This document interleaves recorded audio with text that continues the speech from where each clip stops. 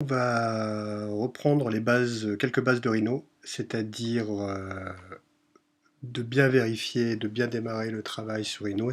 Donc vous allez ouvrir Rhinoceros et bien vérifier en bas, que ce soit sur la version Mac ou PC, que vous êtes en maître, que vous avez activé toutes ces fonctions, donc les contraintes, et le magnétisme de la grille, le repère intelligent et le manipulateur pour travailler. On va d'abord donc commencer ce travail par la création d'une boîte dans Rhinoceros qui nous servira de support à différents exercices sur Grasshopper par la suite.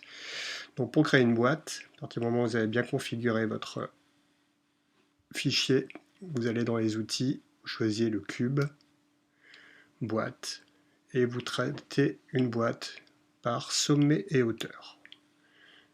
Donc je vais me mettre sur une des vues, que ce soit la vue dessus ou la vue en perspective. Je conçois un élément suffisamment grand. L'unité mètre est très importante dans Grasshopper. Vérifiez bien que vous êtes dessus. Voilà.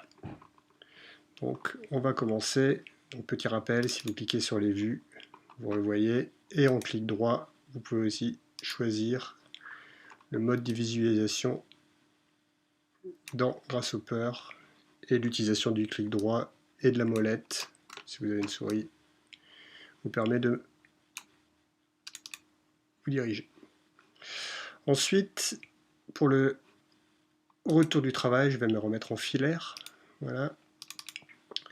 Je vais exploser les faces de ce cube pour pouvoir travailler sur chacune des faces de façon autonome. Donc ça c'est très simple, c'est pareil, vous avez l'outil décomposer ou extraire une surface. Donc je sélectionne mon volume, je me remets en ombré, je clique sur exploser et je vais avoir la possibilité avec l'outil sélection de sélectionner chacune des faces de façon autonome.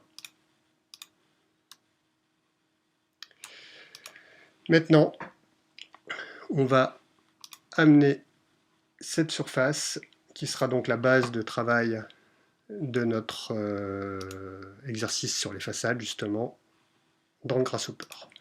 Donc dans la ligne de commande sur Mac, je tape Grasshopper.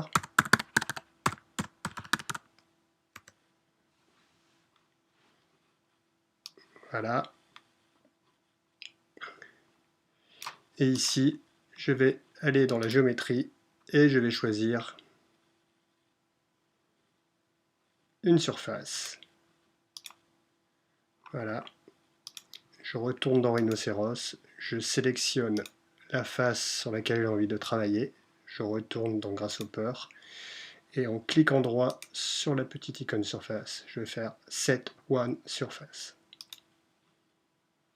Voilà.